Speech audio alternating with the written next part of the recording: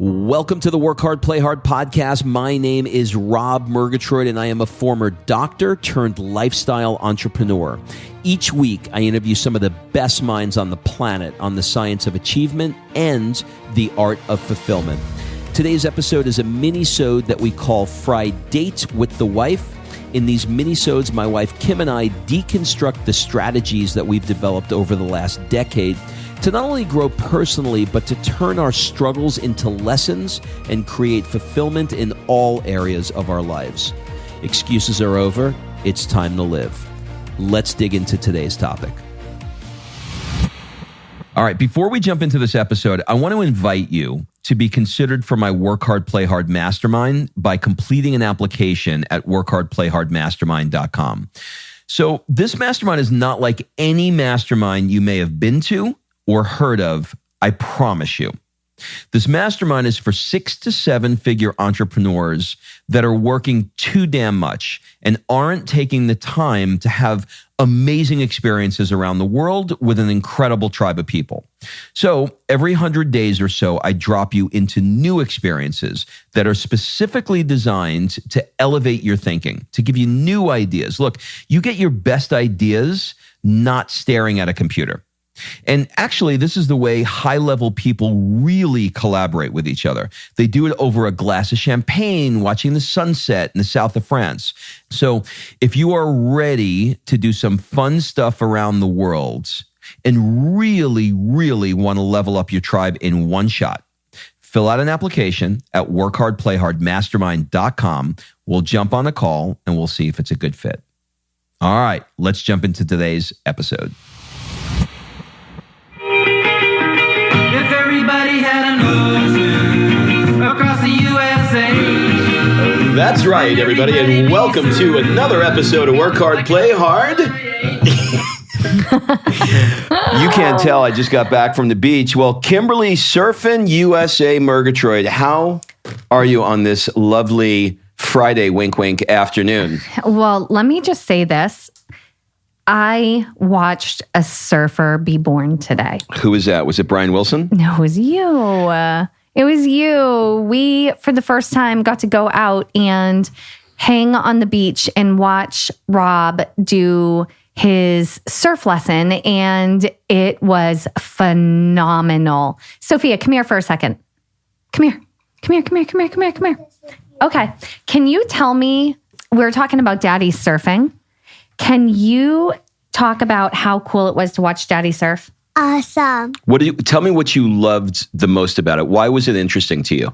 Because Daddy's burning, and I didn't see the first try, but I bet it was awesome. Oh, thank you, honey. We're going to Chris and Lily's. Yeah, well, I mean, we are, but listen. Here's the question that I want to ask you.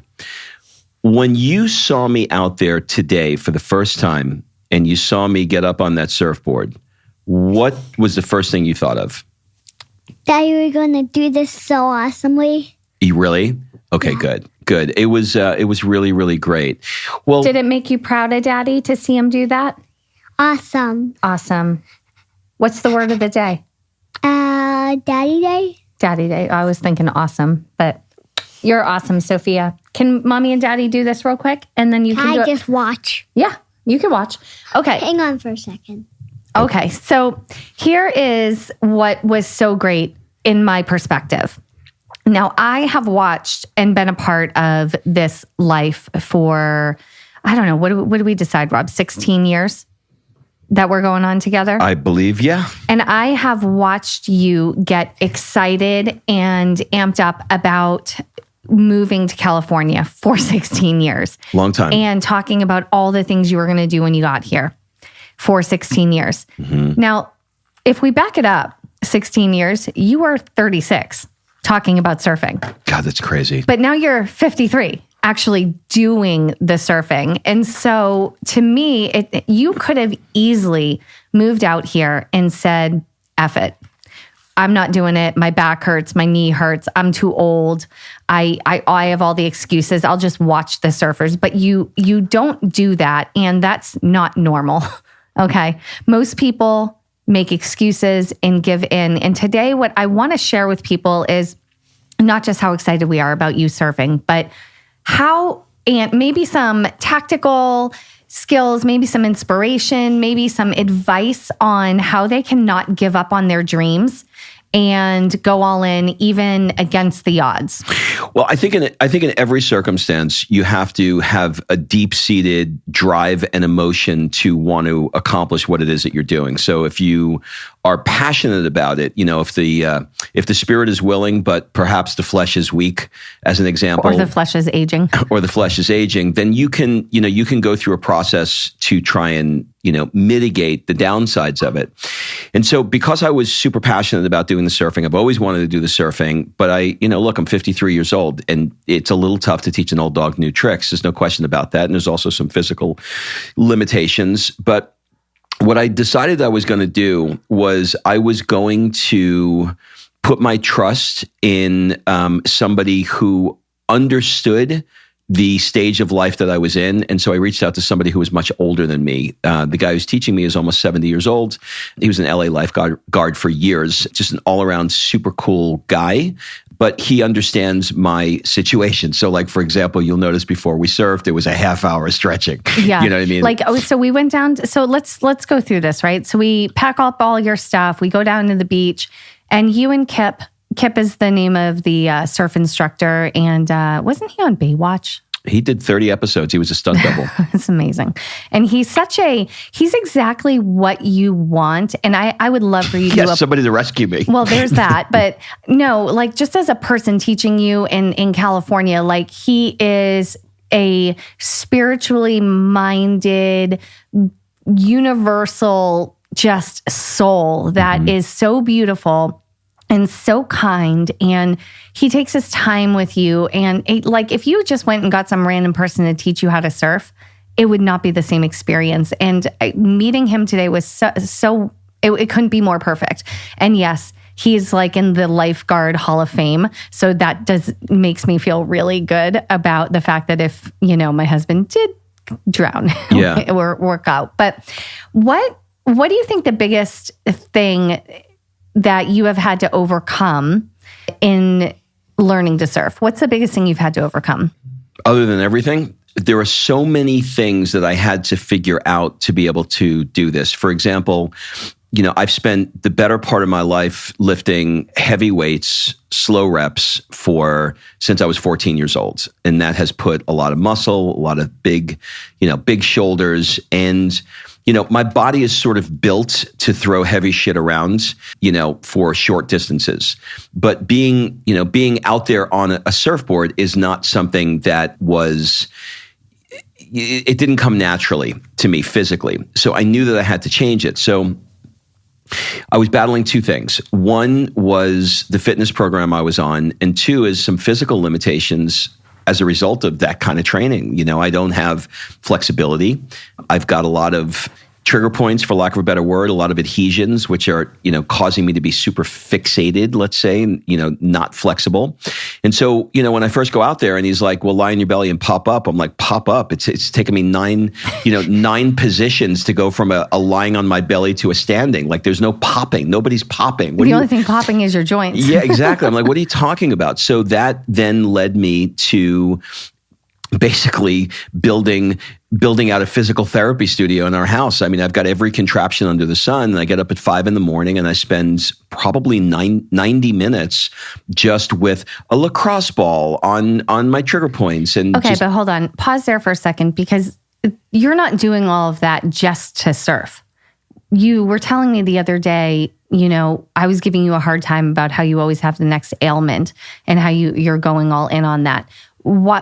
What is the motivation behind that? Why don't you share that? Okay, so the larger motivation is that when I look and see people who are 10 to 20 years my senior, I see them hunched over with an inability, not everybody obviously, but hunched over with an inability to do daily activities in a way that is not restrictive for them. In other words, getting in the car, getting out of the car is like it's a little bit, it's a little of that, right? And so I know that when I'm getting the beginning signs of low back pain or shoulder pain or, not being able to stand for long periods of time without my muscles tightening up, all of those things, those are signals that my body is giving me that either I work through them and figure out a way to work through them, or I'm going to be one of these guys that is going to have to start to say no because I don't have a choice. So I don't want to be 70 years old and decide that, I want to go whitewater rafting. And I go, well, physically, I can't do it anymore. Like I just hit that point. And there's going to come a point, like Kip is almost 70 years old and we were asking about, he was big wave surfing 20-foot waves last year. And he knew that was his last year. He knew that he said he wanted to do it one more time, but then he's smart enough to go, I think that's my last one. But he was able to do it until he was 70. Almost you know what 70, I mean? Almost 70. 67. 67. So his ability to be able to do that. And so what I'm looking for is I'm really, really learning to listen to my body and say, okay, well, where am I feeling pain, restriction, lack of mobility, and what can I do to fix it? And I will tell you that if you are willing, the resources that are available to you to help you with that on YouTube or... What are some of your favorites?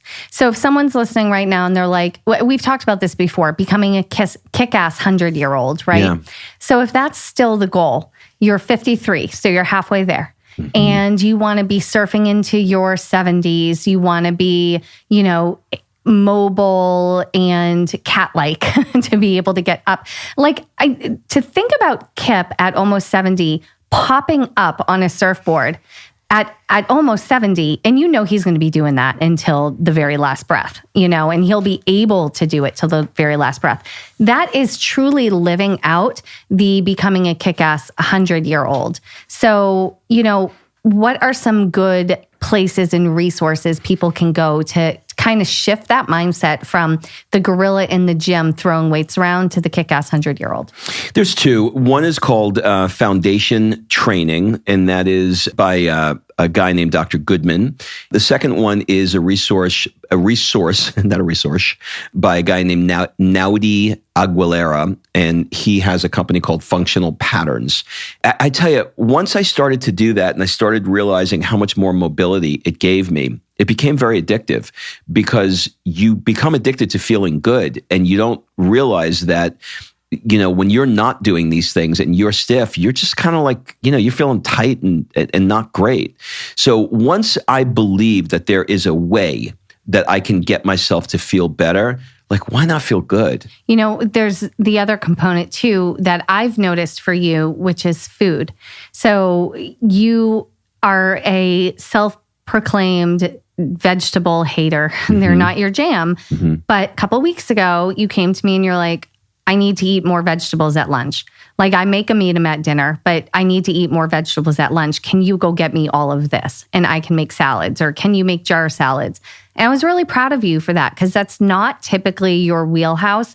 And you're finding, here's what's going to be the irony of the whole thing. Right now, you're committed to becoming lighter and more compact and quicker and more mobile for life, for bike riding, for surfing, for daily physical activity, right? Mm-hmm. Not for abs. No. But you're eating so much cleaner, mm-hmm. so much healthier, so much more intuitive than when you were trying to get abs.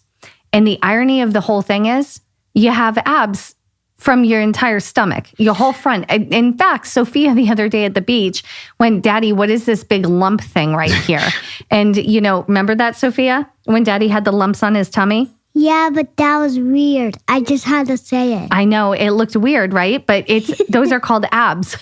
And apparently she hasn't seen them in 5 years. Yeah, me neither. It was her first time. But it's not because you're trying to get them, is my point. So people are always chasing the physical appearance. But if they actually chased feeling good and feeling better and feeling healthy and feeling mobile and agile and all of those things, then you'll get to live to be the kick-ass 100-year-old, right? Yeah, and also I think systems are really important too. I'm a systems guy. Some people don't. Are you? Some people don't work well with systems. Some people do Do operate you know within anyone systems. that doesn't work well with systems? If you're Are you pointing fingers right now? if you're somebody that does work well with systems, this will make sense to you. So, I've got eating down to a science.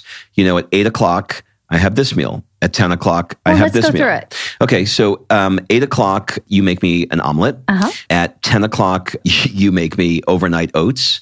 And hold on a second. Let's go a little deeper. So in the omelet, I put a ton of veggies, some goat cheese, something like that. And on the weekends, I make you protein waffles. Okay, so that's breakfast. Yep. And then Overnight oats. I do that around 10 or 11. And what do you put into that? A scoop of The plant-based protein and oats, obviously, hence the title. Yeah. Almond milk, Yeah. apples, a little cinnamon, and I use monk fruit as a sweetener. Yeah. Right? Yeah. So then we have that. And then what? And then at 12 o'clock, I do lunch. And that's where it was getting tricky for me. I did not know what to do for lunch. And I was... Because your wife quit making you Because lunch. she wasn't making lunch. And so I defaulted to it. And I said, you know what?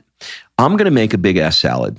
Let me do a big, like, I'm not a guy that really, really likes greens, but let me do a big ass salad. So there's something about, for me, it's a little weird thing, but the way that I'm able to get myself to do this is by doing three things. The first thing is having a big bowl.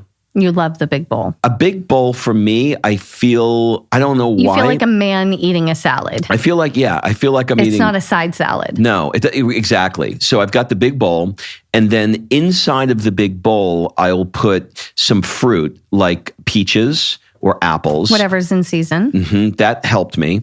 And I like Walnuts. crunchy, so throwing some almonds in there. And then Or walnuts. Anything else that's in there, I really don't care. I'll eat it because I have the fruit and the nuts. That and the bowl. So you basically want to eat trail mix, but you're throwing some lettuce around it. That's right. That's right. Now, because I'm a creature of habit, doing it consistently at noon, it's not only that it gets boring, it's that I need to know what I'm going to do. So like I know that, if I'm doing a coaching call with somebody, when that coaching call is over and the next one starts in 5 minutes, I don't have to think about the food. I walk 3 feet, go to the refrigerator, pull the overnight oats out, eat it.